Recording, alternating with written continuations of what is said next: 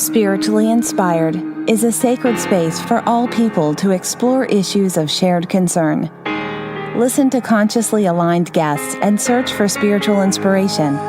Podcast hosts Renee Siri and Jason Barniski, yoga teachers and authors, explore and find inspiration on the path to enlightenment. Hi, welcome to our podcast, Spiritually Inspired. This is Renee Siri. And this is Jason Barniski. Today we're meeting with Annamaria Poluha, originally from Sweden. She's an unconventional nutritionist with a master's degree in nutrition with specialty in eating disorders. And what's very unique about Annamaria's style of practice is she focuses on behavior and lifestyle. So thank you very much for meeting with us, Annamaria. Thank you. Yeah, I'm very excited. So we would like to start this podcast with asking a new question we just came up with yesterday, and we really like to ask our guests from now on to share of what are you excited about this day, or what inspired you the most? What inspires me the most is honestly see when clients shift. When I see the moment, I either hear it in their voice or I see it in their face or in their eyes, that wasn't only because they reached a goal or a milestone, it was because they made a shift in their behavior, in their context of life, in how they view nutrition or exercise or lifestyle. And so when I see the shift, and when I hear the shift and it clicks and they got it, that inspires me the most. Beautiful. So could you please share us of what you do in your work with your clients? It's several parts. There is, of course, a big nutritional component. I am a nutritionist, even though I say unconventional, because I also really focus on behavior and lifestyle and mindset. My goal is to shift their life permanently. So my number one, I look at it as the first approach I do is looking at physiologically. How can I shift their body? How can I cause their body to become elevated into a new state, the best possible wellness? And so work on their nutrition, along with their blood chemistry, really understanding how their body is operating from a scientific perspective. How detoxification, inflammation, gut restoration, blood sugar stabilization. Also understanding in this process, their sleep pattern, their stress, are they emotional eaters, are they what caused them to, let's say, become 20, 30, 40 pounds overweight to begin with. And so I can see the history of their habits.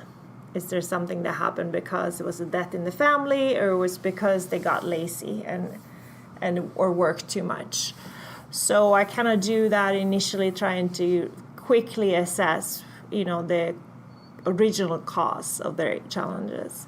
As I put them on this very full immersion style program that really addresses these aspects that I just mentioned: detoxification, inflammation, gut restoration, blood sugar. So the first month is a very kind of sprint approach to really shift their body as quickly as possible and get them into a new state where they feel amazing, high energy, vitality, radiance. I call it the runner's high without running. That's my goal, to get them up and really feel amazing. So that's part of the work, is I really work on their health, their sleep, their stress, supplementation, and then simultaneously, again, lifestyle, looking at how they're operating. Are they traveling? Are they eating out? What's going to make this person succeed? I can see where they will fall and kind of prevent that from happening. Some clients, that's all I do. Then I have other clients who come to me because they want to create a new relationship to food. They want to become, in a sense, I say, like they really want to understand how to have food be an ingredient in their life, not the main course. And I like the way you say it. food is food, but for some people, food becomes so important that it takes over their life. It becomes an addiction. Addictive, yeah. Right. Especially sugar, right? Sweets, cookies. Carbs.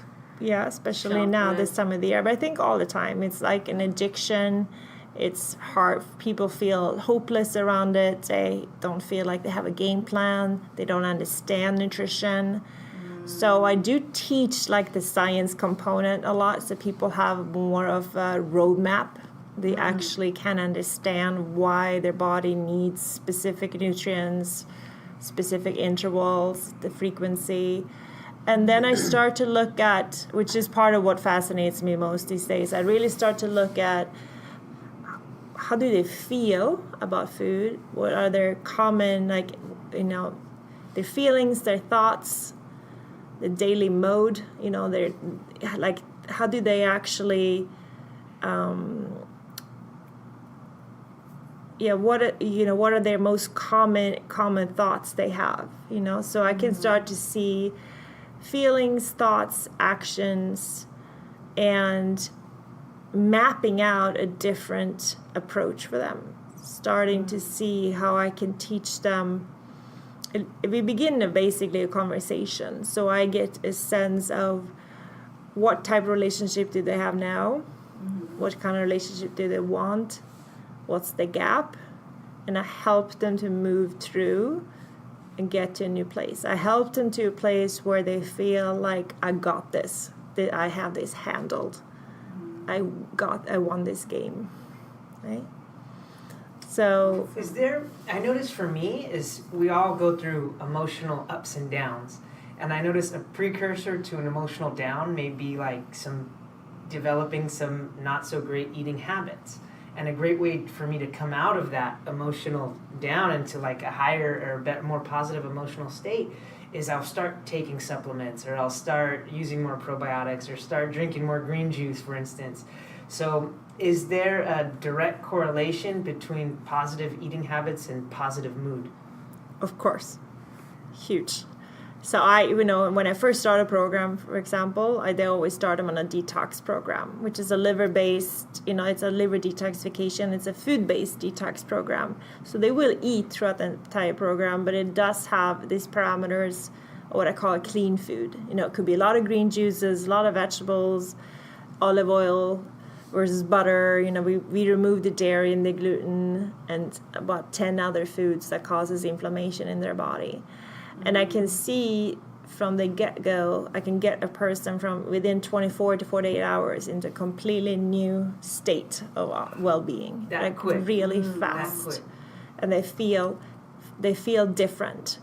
And then it accelerates. So I can week 1, 2, 3, 4, it's a massive difference even within the week. And so I always say, so let's say you said if somebody falls off, in this process, I get them back on. It's not about perfection. It's just about, let's take the first month to literally get you into the best internal health as possible. And as soon as the body starts to shift, the person will shift too, because you become addicted to this new high. You start feeling you're sleeping better, you're sleeping deeper, you're metabolizing food, you're digesting the food better. You have, literally I like this runner's high without running. So now people have more energy throughout the day, they have more productivity, they have that stamina. They don't have that dip in the afternoon that they normally have. Could you explain more of what clean food means? Like, does it include meat? Yeah. Or what does it include and So not clean food for me in this program is all the proteins. I'm a big fan of protein because they will stabilize meat, protein from chicken, from turkey, from grass-fed beef, bison, fish, as long as it's without hormones and antibiotics. Right. So I really believe in eating the highest quality both from vegetables, from proteins, from fats.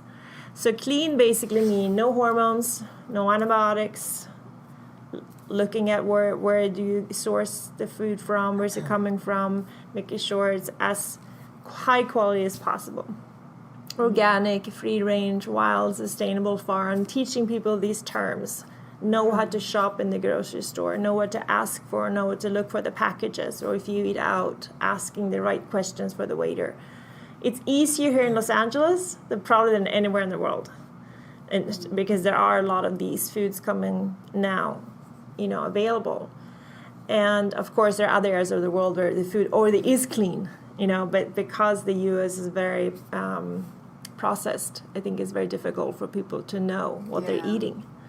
Very high processed and high levels of hormones, antibiotics. I really look at the highest source you can put into your body, because they will then convert and translate into higher source output.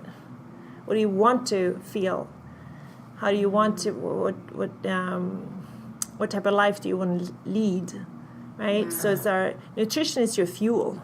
I see nutrition is your fuel for success, whatever you want or strive towards. And most people don't understand the correlation, that you can get impacted by your nutrition within 30 seconds of eating it. And you can set yourself up to win, or you literally can fail. Within 30 seconds. Within 30 seconds. That quickly.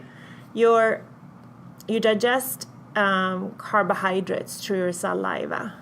So as soon as you bite into healthy piece of apple, you're still digesting or absorbing the sugar from the fruit, right? So that's a healthier version. You have some fiber in the apple, But if you do it with alcohol, or if you do a glass of juice, it's very fast, right? Liquid. And so your blood sugar will rise very quickly. If it's liquid, it will rise quicker. And I'm really looking at to avoid that quick rise of blood sugar, so more stabilize the blood sugar. But food becomes addictive that way. That's why people have a hard time having one little dessert.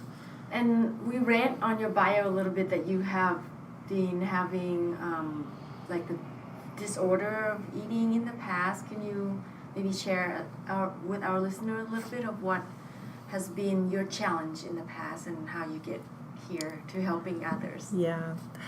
I like I said earlier, you said introducing me, I was born and raised in Sweden. I was a track and field athlete growing up, and I was, I strove for perfection, and I didn't really diet.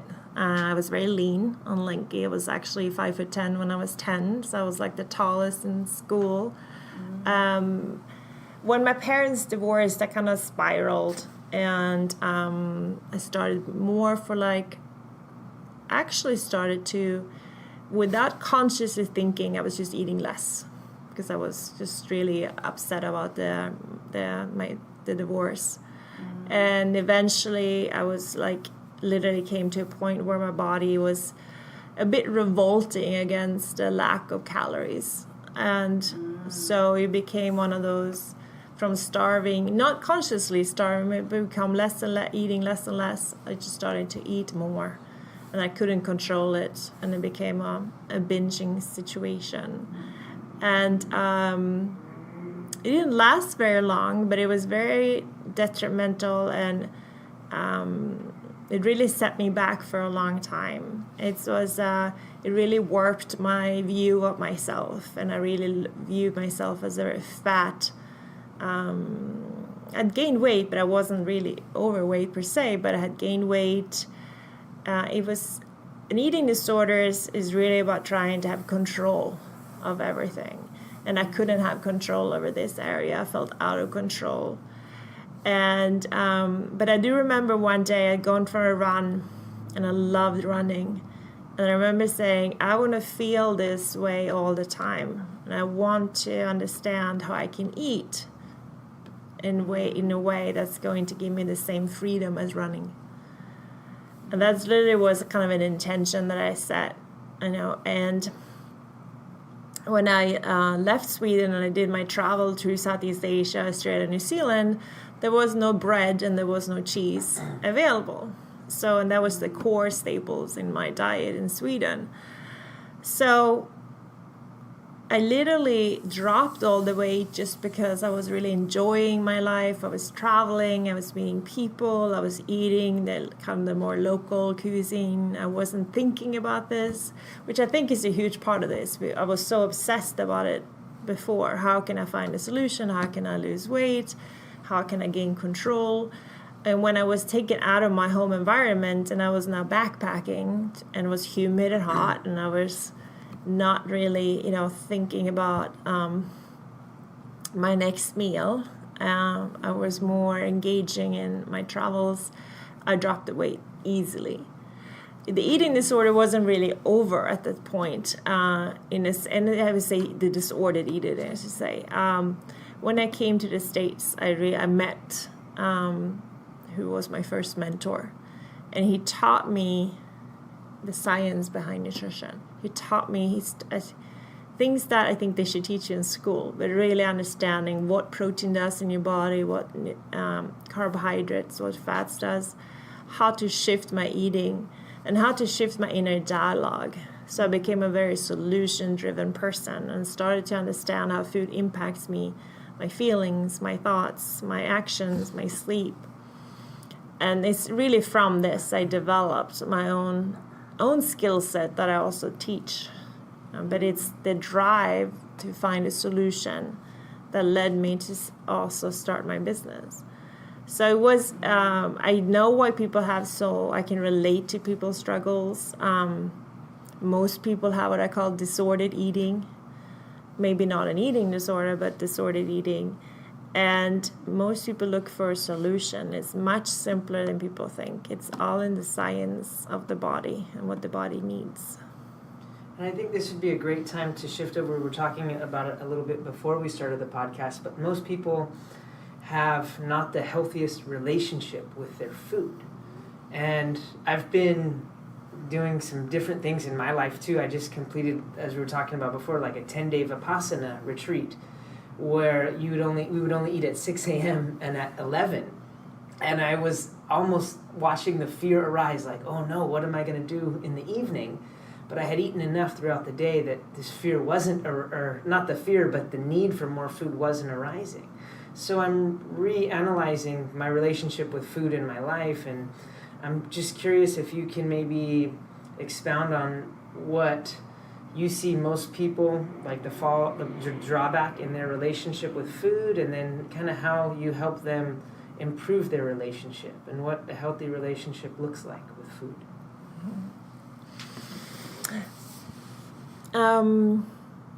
Well,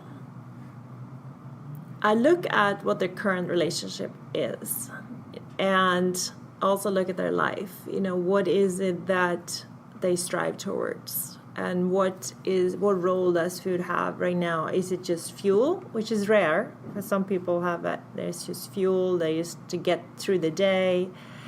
Is it, social, a huge social component to it? And is it something that they do because they're bored in their life? Are they eating just because this is the way they were taught to eat? Cultural? Yes. Yeah, my culture too, when we get together, we eat. Yes. People. Yes. Or look at Thanksgiving. Yeah. There's a lot of myths around, or a lot of cultural beliefs. There's a lot of, patterning that are just being passed on. This is the way that my parents ate, or this is what they taught me about nutrition. So try to really, and I tried number one to just see, well, who is this person? How important is food to them, right? And then I still really focus on the science in the beginning, because I have, you have a short window to influence somebody, I believe. Everybody's mostly motivated when they initially sign up. So I feel as I have 30 to 45 days to make a massive shift for them. And then they will start to listen better or more for the next, step. But so my first evaluation is kind of where is this person now, and also where do they again strive towards their relationship. And then the process is to get them to see how their current behavior is continuously going to sabotage that, and dispelling myths throughout that process, or challenging their beliefs around holidays or around social hour or happy hour, and get people to try new things in this process. And most people are very open to it when they work with me, to try that. So because I had them try things, and then they have an experience that's better than their current reality. That's really my goal always, to make sure that whatever I'm asking them to try will make an impact quickly. And then they're more open to stick to that. What is a healthy relationship to food is different for every person. I think it's about looking at food from fuel. Looking at is how can I fuel my body the best. Also, and also of course, I want them to enjoy the food. It's not about just fuel, it's a fuel and enjoyment. But how can I set myself up so I can be either pursue? Is it about pursuing one's career that's most important? Is it about family? Is it about going, studying? People always have other goals in their life than losing weight. Losing weight might be a goal, or being, in better shape, or being healthier. But I always start to look at what are other people's goals, because the nutrition can just be a part of what helps them to get there faster. And most people aren't pursuing everything in their life because this is impacting them so negatively. They're not having the energy, they're not sleeping well, they're stressed, they're tired. So I have to look at if I can remove all those obstacles by teaching them a new way of eating, then they will be able to have a more fulfilled life, right? Yeah.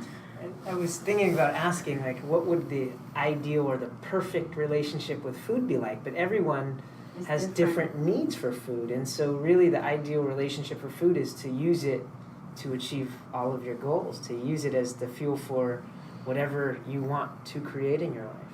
Yeah, exactly. But I'm just curious, a quick question. What do you eat throughout the day? What is your daily intake of food? I just wanted to learn that, to see the difference, between mine. And this has evolved throughout, many years. And, when I grew up, there's this best breakfast, a typical Swedish breakfast was like yogurt and muesli, right? It was like and bread and cheese, and I don't eat any of that anymore. So my diet is free from dairy and gluten 99% of the time.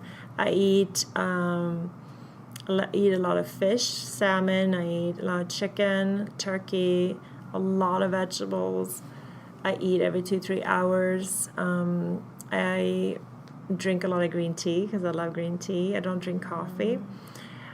I do have a little bit of fruit and some nuts, and no bread though. No bread.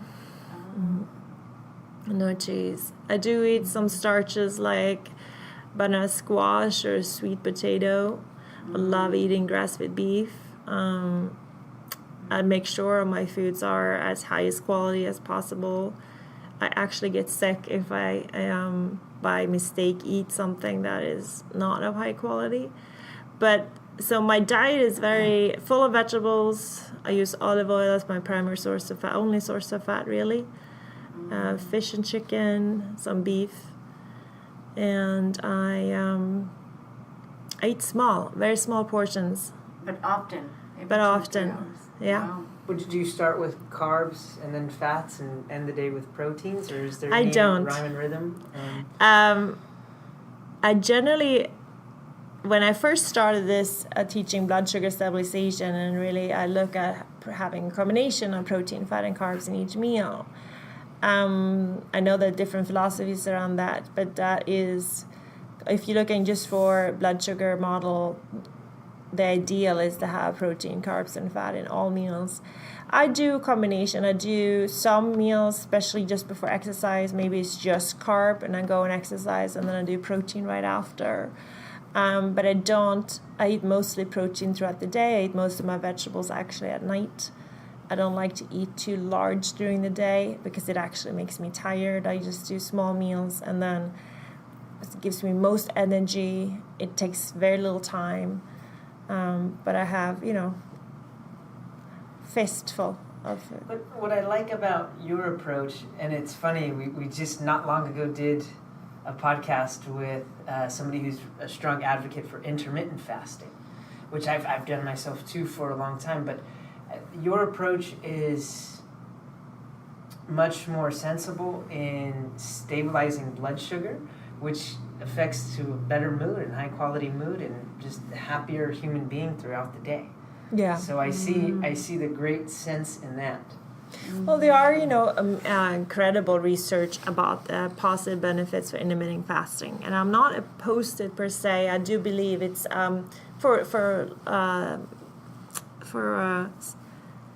not frequent, but I'm not opposed to it. I just think that it's very difficult for people to do it, and to just eat all their meals throughout an 8-hour span, and then fast for less. 6 or less, and fast for the remainder, and that becomes almost like a job for people to fit all their meals in, fit enough calories in a short amount in order to fast.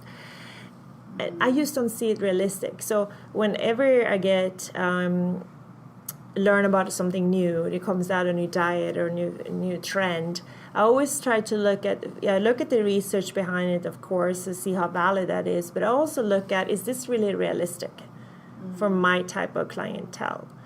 Most of my clients have full days. They run big companies. They're traveling, eating out. That's part of like their lifestyle. They're not going to be able to stop eating at 5 p.m. and fast, or stop eating at 2 p.m. and fast. It's just not going to be realistic for them. So then they're going to fail that model. Therefore, I'm not going to introduce that model, because then that failure is going to come back to me that I suggested something that they cannot do. Even that it does have benefits. I see this, it's such the middle path. And I really think there's so much common sense to that. There's so much. Yeah. To eat throughout the day and keep your metabolism up.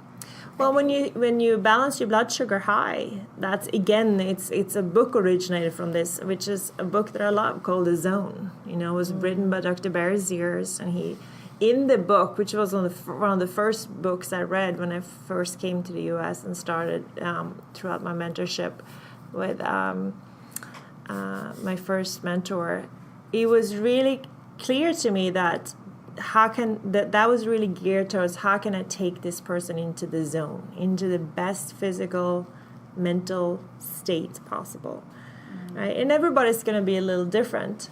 It doesn't have to be as small meals as I do. It can be a little bit larger, maybe a little bit longer intervals. Some people can go 4 or 5 hours. I may go 2-3 hours.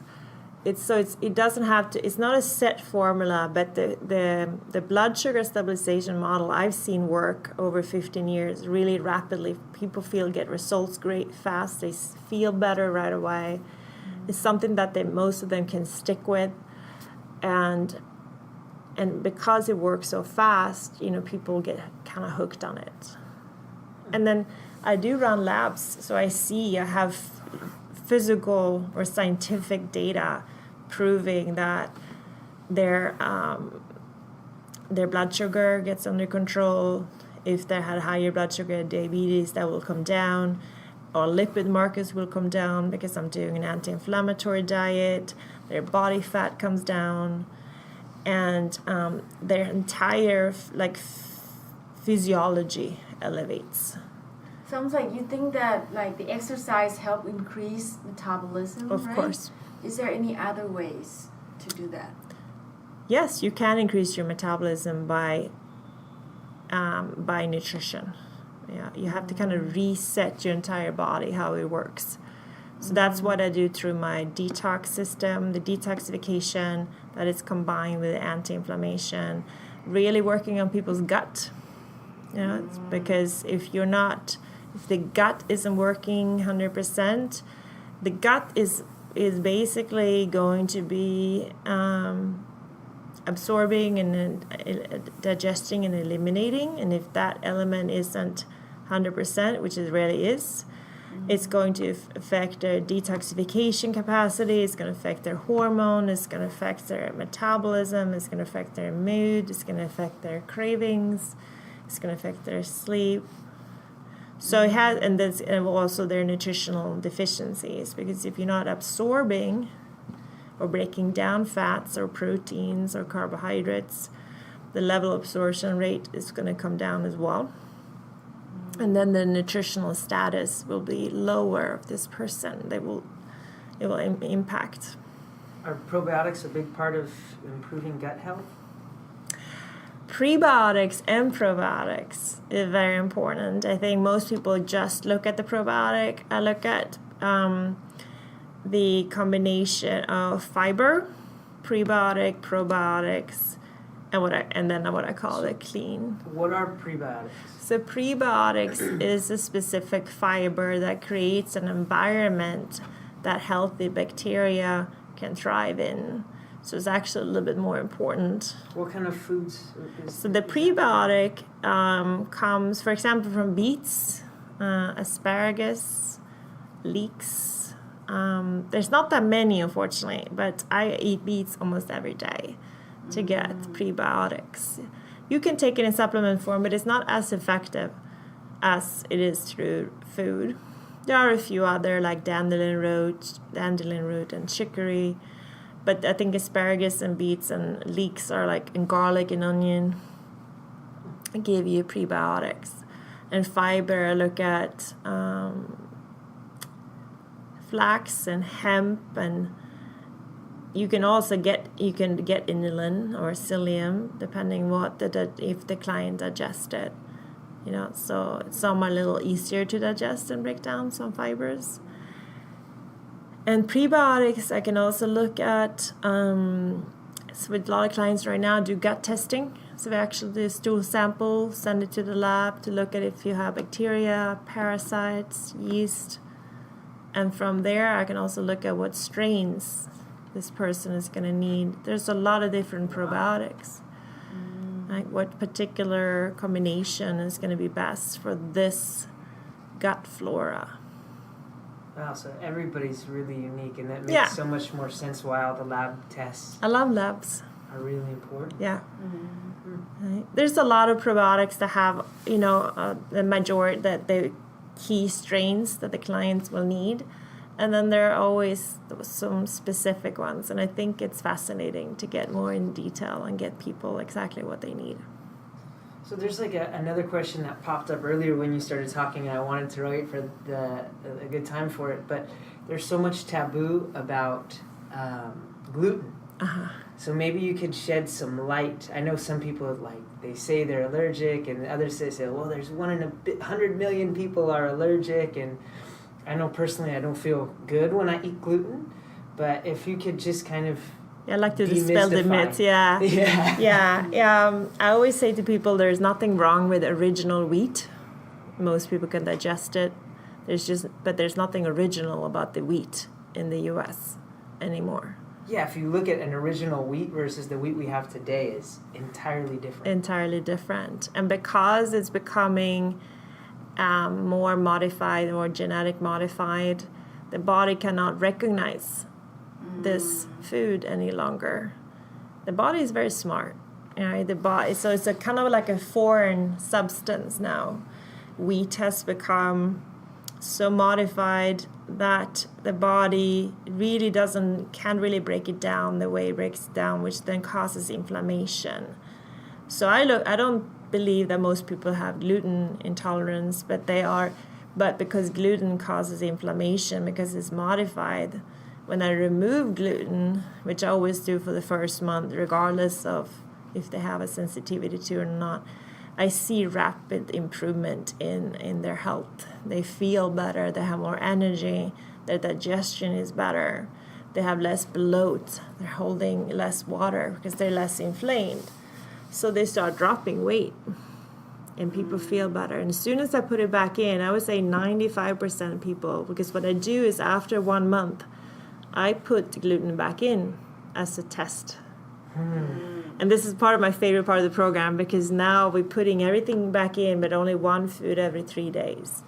So we put the dairy back in, or we put the gluten, and I wait in between. And because I only do one at a time, I can identify directly what causes what. And most people get tired, exhausted, want to take a nap, feel bloated, constipated right away. So again, and then I have people who travel to Europe and they eat pasta and bread and they don't have any issues at all. So there's a difference between where you live, right? I don't think it's, I'm a huge fan of all these gluten-free products and craze, because I do think that people have more options now and it's easier for them to be, keep their weight off. But I don't believe necessarily you're gluten intolerant. It's just that the wheat itself is just of a lower quality in the U.S. anyway. That makes sense? Yeah, absolutely. I watched, there's a documentary on Netflix, I think it's called What the Wheat, and it really kind of explains some of that. But I really like your way of just taking it out for a month and then add it back in.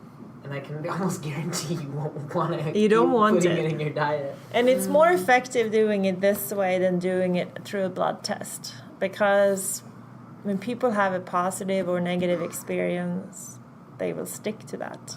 But if they see it on a test, they're not necessarily going to do it.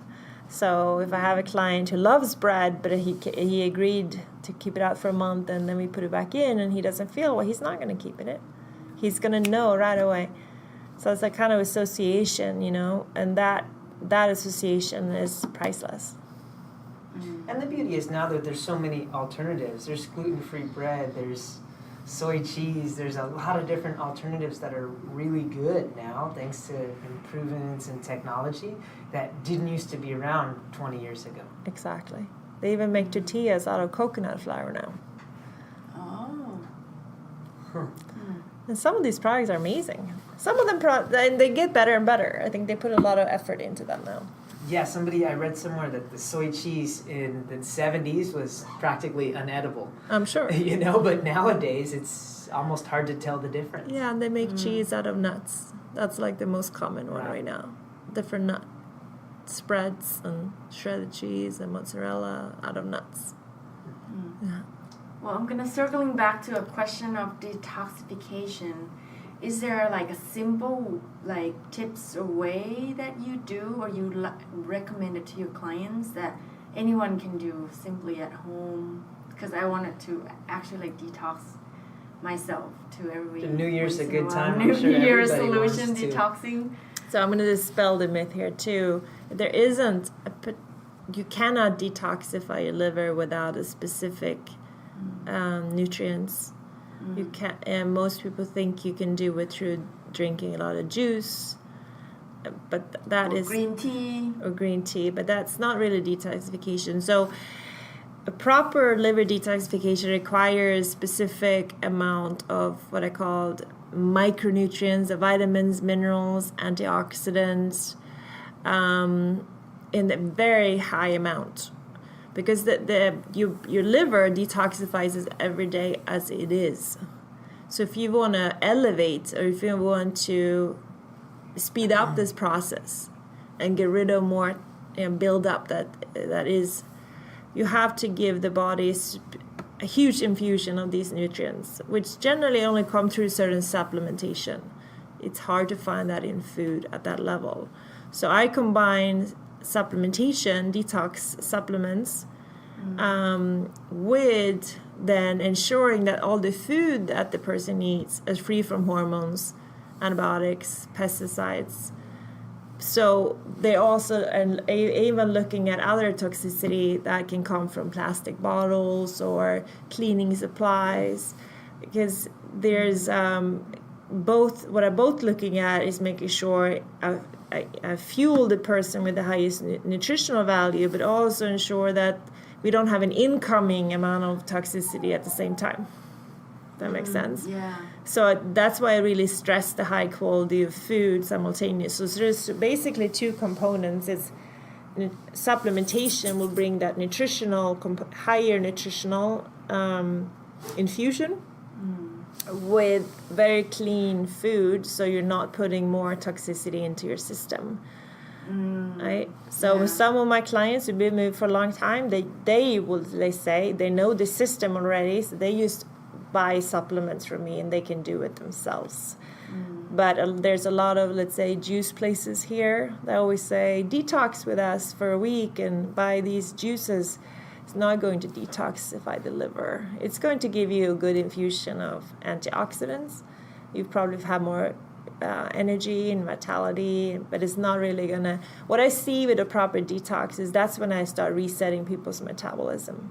Because the less toxicity in the liver, less inflammation, and better gut, the quicker the body starts to work. So it's more through supplementation than anything else. Yes. A very specific supplementation. Yes. Yeah, and we'll have your website linked on the bottom of this podcast so people can look through. Can you tell us that, if people want to find you or get a hold of you, how they can reach you or your website? Yeah, probably easiest through my website, which is livingamped.com. It's the word living and then ampd.com. They can read about my program, which is called Metabolic Mastery. That will explain the detoxification a little bit more, but I look at that as kind of setting ensuring the foundation is good. Once I detox somebody, then I feel like now we have reset you, and now we can create your relationship to food from there. What about, it's funny because looking over the horizon and seeing some environmental toxins, is there anything, is that the same way to detoxify from environmental pollutants and things like that as well? So there's toxicity from environment. Obviously, there's toxicity from food. There's toxicity from emotions. Toxicity from, like I said, cleaning supply. We cannot really control the environment unless you're in that field, and that's what people do to work on, politically engaged in that issue. You can manage your food. You can shift your cleaning supply. The emotional aspect of toxicity is, stress, anxiety, anger, withholds. Like every emotion has to get stored in your body as well. So if I'm looking at a total body detox, it has other components to it as well. The environmental, I'm not able to directly influence. So I try to then look at everything else that I can give or suggest to my clients, that so we can take their body to the next level. But yes, the environment is a big, causes a lot of toxicity for each human being on this planet. And what a great time talking about emotional. As for me, the best way to deal with emotional stress is through my spiritual practice. Is through meditation. Yes. So that's something yoga. Yoga, definitely. Yes. But that's something we wanted to ask you about is your own personal spiritual practice. Mm-hmm. Great question. Years ago, I began with yoga. I feel that's part of my spiritual practice. Even some people may use yoga for exercise. So that was my beginning of getting more into my body, getting more grounded in my body, starting to move stuck emotions out of my body through movement. And so yoga is still part of my practice. I have also implemented over many years practice of breath work and meditation even hypnotherapy, which I love.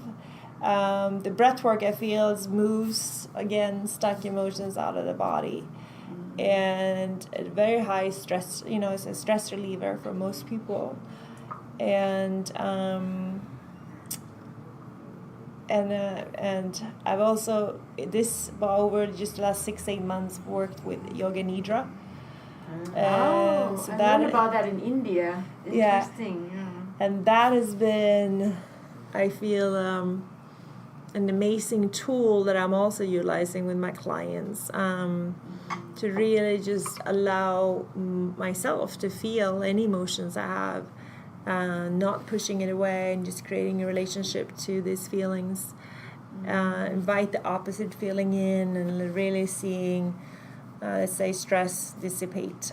So I blend these with immense amount of gratitude work. I blend the breath work, the meditation, the yoga nidra, and daily gratitude. Can you explain yoga nidra for people at home who may not know? What is yoga nidra? Initially, I met who's my mentor in this. His name is John Vossler, and he's here in LA. And as I read about it, my first understanding of this was that it was kind of like a body scanning technique, and that it will bring you into a deeper state of kind of almost like sleep, like you're almost about to fall asleep. And as I was getting to know John, he was sharing more, a lot of people with PTSD and anxiety, that he worked with these groups of people to really just bring that level down. And so I went to him, and I never used to be able to take a nap before I did yoga nidra. I took some of his classes, and then did some privates, and then did some groups, and I was really just intrigued with how the body relaxes through this technique, how you can able to really get the mind quiet because you're following his voice throughout the body, and also how to release, really releasing these emotions, but just being aware of every part of your body. And then when I did more of a group with him, he kind of went deeper into it. So some people may just use it to actually fall asleep. I have some clients, I send his videos to them, and they're actually able to fall asleep faster.